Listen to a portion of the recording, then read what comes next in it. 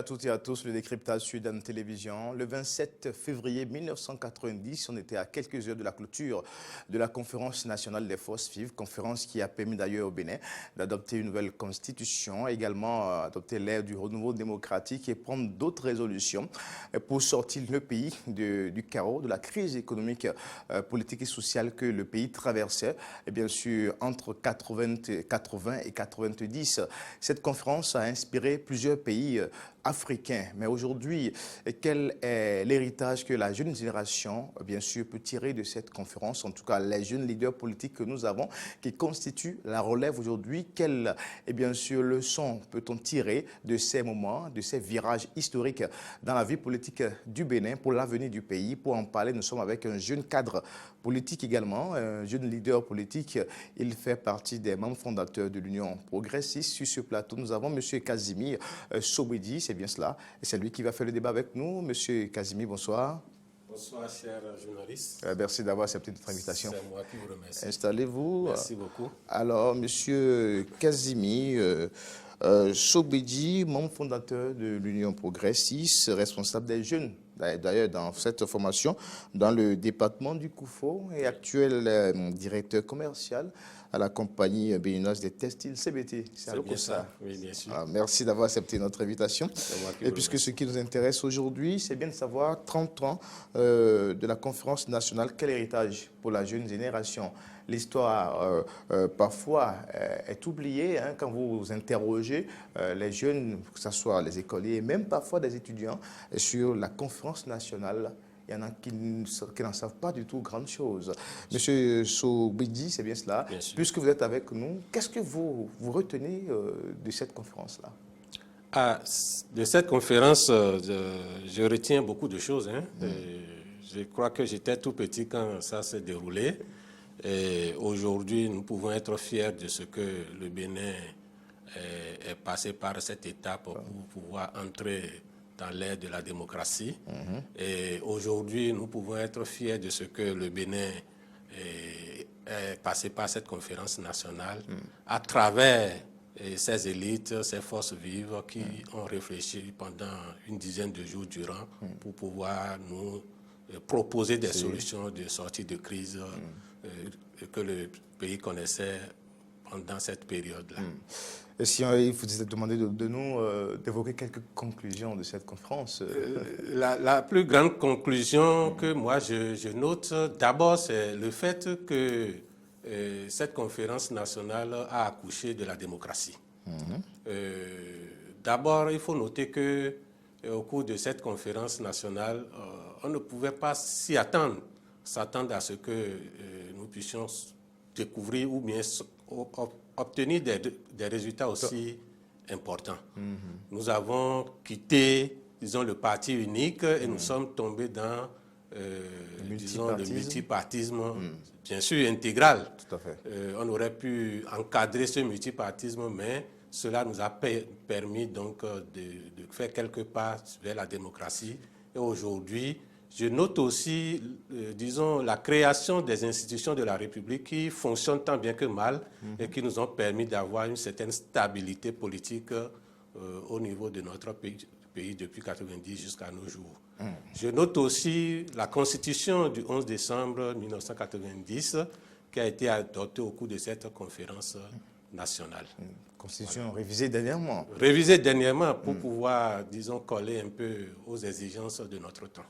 Alors, que vous parliez tout à l'heure de stabilité politique, est-ce que est-ce que cette stabilité aujourd'hui, vu les récents événements, vous savez de quoi je parle, bien sûr, concernant les réformes, surtout au plan politique, qui ont bien quelque peu amené à beaucoup de goulots d'étranglement, surtout dans le milieu politique? Vous êtes un acteur politique. Est-ce que cette stabilité aujourd'hui, elle est toujours compacte? Bon, cette stabilité, ça a reçu quelques coups, mais bon, c'est de l'ordre normal des choses parce que, vous savez, la plus belle femme au monde ne peut donner que ce qu'elle a. Le Bénin devait, disons, passer à une autre étape de sa démocratie, c'est-à-dire les réformes politiques et revoir notre système partisan parce que, à l'analyse, nous nous sommes rendus compte que, et tous les Béninois ensemble, on s'est rendu compte que notre système politique était à revoir pour impulser le développement tant attendu. Donc notre système partisan était un système qui ne permettait pas à la jeunesse tout entière ou bien même à l'élite nationale de contribuer efficacement au développement de la nation. Et il fallait donc faire des réajustements pour pouvoir coller à l'actualité ou bien aux exigences de notre temps. Et donc, il a paru nécessaire pour nous de retoucher à cette constitution. Et cela ne pouvait pas se faire sans heurts, parce que c'est des changements notoires qu'il fallait apporter dans le comportement même de l'homme politique et même du citoyen normal tout court. Donc cela est normal que cela crée quelques remous au sein du pays, mais je crois qu'avec la sagesse des uns et des autres, cela est en train d'être stabilisé. Et vous allez constater que ça va consolider davantage notre démocratie et permettre à notre système partisan de contribuer au développement de notre pays. Alors, c'était juste une parenthèse qui nous a mené un peu trop sur le terrain politique, même si on peut y revenir vers la fin de cette émission, parce que, étant un acteur politique, on ne peut pas vous avoir sur ce plateau sans essayer de prendre un peu votre pouls par rapport à la session actuelle du président Patrice Talon et autres choses. Alors, par rapport à la conférence nationale, aujourd'hui, c'est vrai, les 30 ans de la conférence, c'est sur les lèvres, l'ancienne génération, on essaie de revivre un peu les événements. Pour la jeune génération, ceux qui étaient encore nés déjà ou ceux qui étaient encore tout enfants et ceux qui n'étaient pas encore nés aujourd'hui. Alors, comment faire pour que cette jeunesse-là, cette génération puisse tirer leçon de cette conférence qui a permis au Bénin de sortir d'une situation chaotique et qui a été essayée d'ailleurs dans plusieurs pays du continent. Voilà. Alors, je crois que cette conférence nationale méritait d'être mieux vulgarisée au niveau donc, de la jeune génération. Vous allez constater que si vous prenez votre micro et vous sillonnez dans les écoles, les universités, et vous interrogez les jeunes aujourd'hui, ceux qui ont même 30 ans, ceux qui ont 35 ans, beaucoup n'en savent pas grand-chose. Et c'est parce que nous n'avons pas pris le temps donc, de cultiver un peu les acquis de cette conférence nationale et de transmettre ces acquis-là, l'histoire de génération en génération. Ce qui fait que lorsque vous interrogez aujourd'hui beaucoup de jeunes, ils vous diront que bon, ce qu'ils ont gardé de la Constitution nationale ou bien ce qu'on leur a dit, c'est peut-être qu'on est tombé dans la démocratie, c'est la liberté désormais, etc., etc. Mais ils n'en savent pas grand-chose. Alors, il faut, selon moi, faire en sorte que les acquis de la conférence nationale soient divulgués au sein même de l'opinion nationale et que tout le monde sache d'où on est parti et là où nous sommes aujourd'hui par rapport à la vie de notre nation. Le Bénin, dans les années 80, a vécu des situations difficiles et par la sagesse des uns et des autres, par l'intelligence des uns et des autres, par la contribution des uns et des autres, le génie béninois a triomphé. Et comme le disait le rapporteur général, nous avons vaincu la fatalité.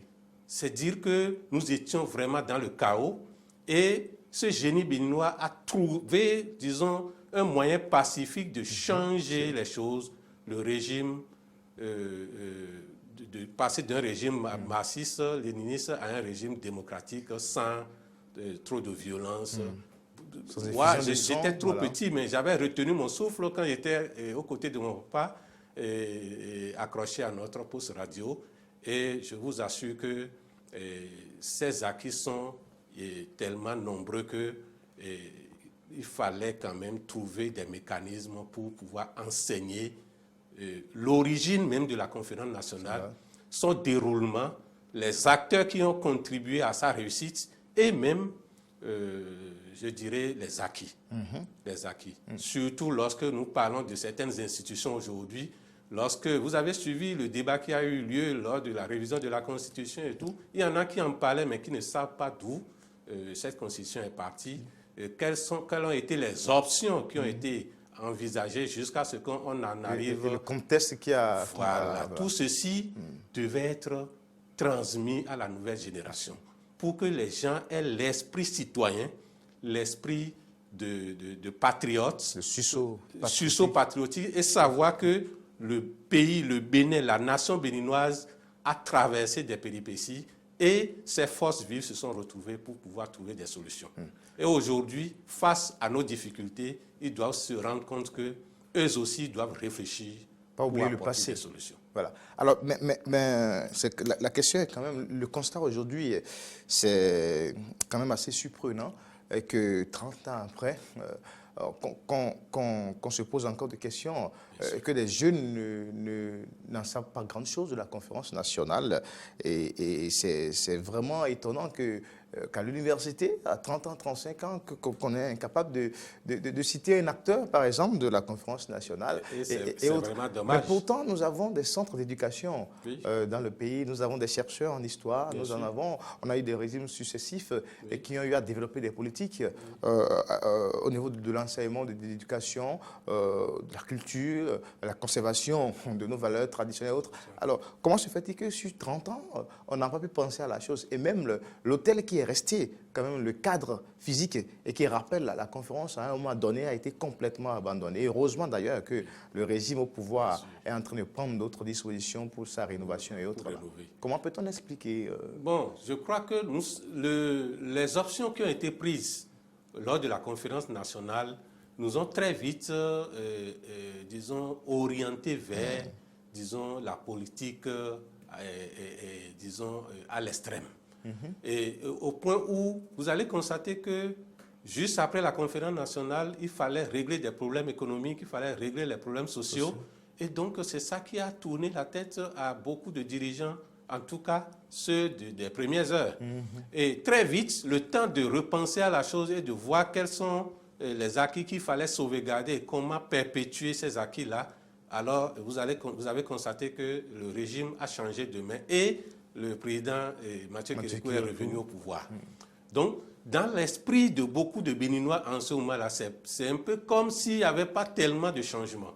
Or, le président Kérékou est revenu, mais pas dans un régime qu'il avait utilisé comme dans le passé, mais dans un régime démocratique. Alors, tout ceci a fait que les gens n'ont pas pensé en ce moment-là à sauvegarder les acquis de la conférence nationale. Alors, si vous regardez un peu autour de vous, vous allez voir que ceux qui étaient les dirigeants d'alors étaient préoccupés par, disons, les problèmes sociaux qu'il fallait régler, les problèmes politiques qu'il fallait régler. Deuxième chose, le système partisan a été très vite galvaudé et n'a pas permis aux jeunes de trouver l'ancrage nécessaire pour pouvoir, disons, étudier, s'informer par rapport aux acquis de la conférence nationale. Donc, le militantisme au sein des partis politiques était vite orienté vers la recherche du pouvoir et non l'éducation qu'il fallait faire pour enseigner la jeune génération par rapport à la conférence nationale, ses acquis, comment gouverner, comment fonctionne, pourquoi on a pris telle ou telle option au niveau de telle ou telle institution. Tout ceci a manqué et le débat au niveau des partis politiques était comment faire pour conquérir le pouvoir. Et donc, on leur a enseigné des manières, des méthodes, disons, que vous connaissez, ces méthodes pour pouvoir gagner le pouvoir. Deuxième chose, nos universités ont failli. Notre système éducatif a failli. Les historiens n'ont pas su, dans les programmes d'enseignement, depuis le primaire jusqu'au secondaire, en allant vers le supérieur, les gens n'ont pas su prendre les dispositions pour insérer convenablement l'enseignement, l'histoire de notre système politique et de notre conférence nationale dans le système éducatif, de façon à ce que, depuis le primaire, que le Béninois puisse savoir quelle est l'histoire de la démocratie au Bénin. Donc, si vous ne savez pas faire, c'est peut-être ailleurs que vous allez être mieux informé de votre vie politique de l'histoire de votre pays. Et pire encore, vous l'avez évoqué, le temple de cette conférence nationale, le symbole même de l'hôtel PLM Alédio, si vous allez aujourd'hui, vous allez voir dans quel état de déconfiture cet hôtel se trouve. C'est un symbole qu'il fallait, disons, sauvegarder et permettre même aux jeunes générations d'aller se remémorer les acquis de la conférence nationale, leur dire, voilà là où le président Kérékoué a prononcé le discours d'ouverture, voilà là où les presque 500 Béninois se sont retrouvés pour pouvoir repenser le devenir du pays, pour permettre à chaque Béninois de se ressourcer et de repenser son profil de patriotes pour pouvoir savoir que hier, des gens ont défendu le pays et qu'aujourd'hui, si le pays se trouve dans des difficultés, il leur faut toujours apporter des solutions. Cela a manqué et c'est une responsabilité collective. Vous avez évoqué le cas des chercheurs, des politiciens également, le militantisme. Politiciens ont failli. Alors, mais aujourd'hui, vous êtes un membre d'un grand parti politique. Avant l'UP, vous avez milité dans beaucoup d'autres partis aussi. Mais en tant que jeune, est-ce qu'en son temps, ce débat avait d'intérêt dans vos... Pas du tout. C'était pas tellement d'intérêt, ce débat. Parce que lorsque vous militez dans certains partis politiques ou dans ces partis politiques et que vous vous regroupez, nous, on avait des écoles de formation et tout, mais ce n'étaient pas des écoles orientées vers l'histoire du pays, l'histoire politique de notre pays et la conférence nationale. Moi, j'ai eu la chance de militer dans certains partis politiques où nous avons eu des écoles de formation politique et nous faisions des débats, mais c'était beaucoup plus les débats d'actualité, des débats de gouvernance, des problèmes, des thématiques, mais qui n'étaient pas toujours orientés vers la vie politique de la conférence nationale de notre pays. Et aujourd'hui, l'Union progressiste, moi j'ai transité par ce que nous avions appelé l'Union fait la nation, avant d'arriver à l'Union progressiste. L'Union progressiste constitue un cadre assez formidable pour que nous puissions véritablement former la jeune génération. Est-ce que c'est parce que vous êtes membre de l'UP que vous le dites non, ainsi? Non. Le parti aujourd'hui, c'est aussi l'un des avantages du système partisan qui est en train d'être mis en place. Parce que le parti aujourd'hui veut former un autre type de citoyen, d'abord un autre type de militant au sein du parti, qui doit s'approprier les réalités de son pays. Les propos de Bruno Amoussou. Bien sûr, qui est notre dernièrement leader. aux journées, voilà. Et donc, ces genres de rencontres nous permettent de nous approprier les réalités politiques de notre pays à travers les enseignements, à travers les communications et tout, qui nous permettent donc de nous remémorer les réalités de notre pays, le passé, le présent, pour pouvoir construire le futur. Parce que si vous aspirez à devenir dirigeant, il y en a qui sont responsables, ministres, mais qui ne savent pratiquement rien de la conférence nationale. Donc si vous aspirez à devenir dirigeant de demain, vous devez connaître l'histoire de votre pays. Et c'est très, très important aujourd'hui que le système partisan de notre pays amène les partis politiques à former de vrais militants, à former de bons citoyens, tout court, qui s'approprient les réalités de leur pays et qui sont des patriotes, des gens qui réfléchissent pour sortir leur pays de la difficulté dans laquelle ce pays se trouve. Vous l'avez dit, le constat dans nos partis politiques aujourd'hui, c'est que, et on ne le dénonce pas, on ne le condamne pas, c'est la quête du pouvoir. C'est ça, vous l'avez dit tout à l'heure. Et puis, quand on prend la jeunesse dans ces partis politiques, généralement, la jeunesse est utilisée pour conquérir le pouvoir. Manipuler. Et puis manipuler. Oui. Et on apprend à la jeunesse aussi comment manipuler également. Oui. Est-ce que vous, étant un jeune des partis politiques aujourd'hui, est-ce qu'on peut être fier de cette jeunesse-là aujourd'hui?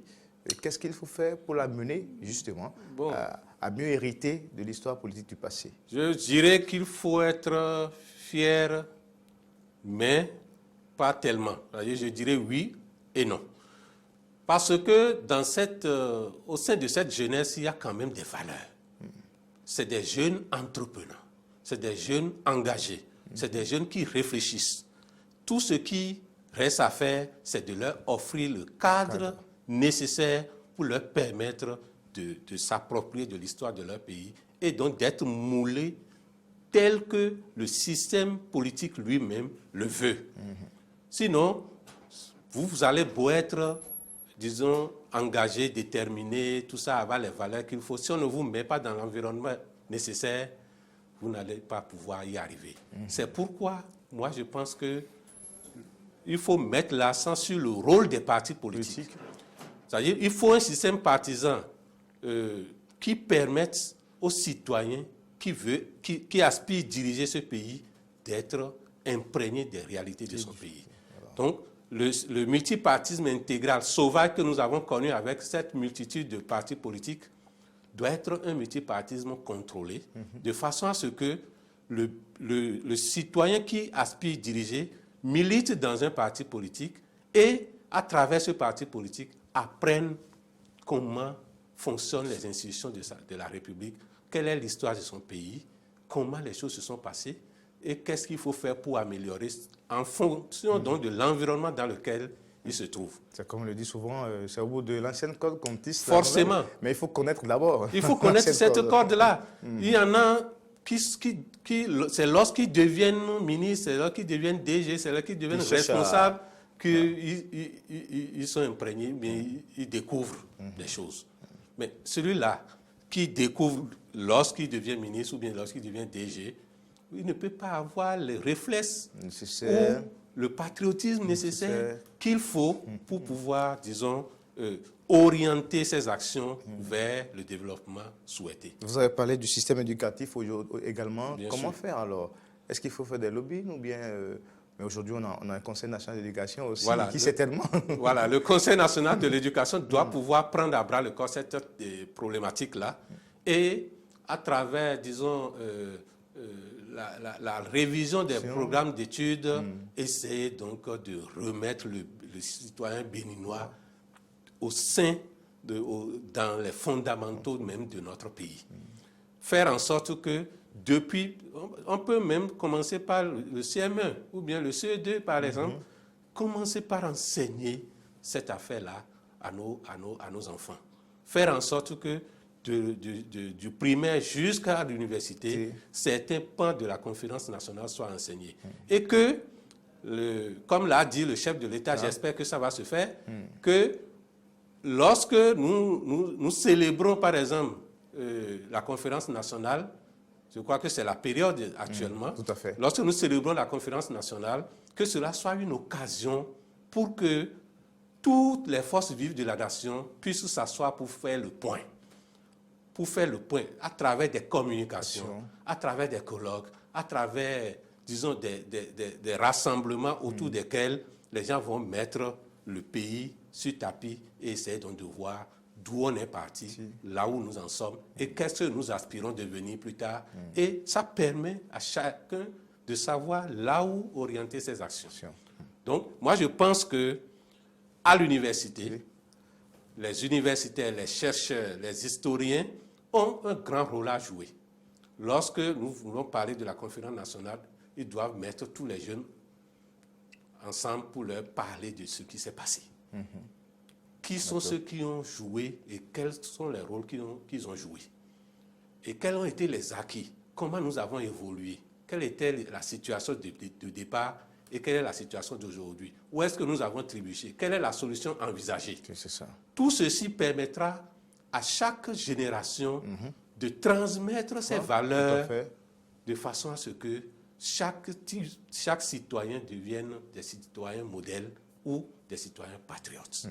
Vous allez voir, des gens disent, nous sommes dans la démocratie et au nom de la démocratie, on ne respecte pas le bien public. Sans savoir ce qui a contribué à l'avènement de la démocratie. Parce que pour lui, la démocratie signifie liberté. Il faut insulter son prochain dans la rue, il faut rouler là où il ne faut pas. Il ne faut pas respecter le bien public parce qu'on se dit qu'on est libre.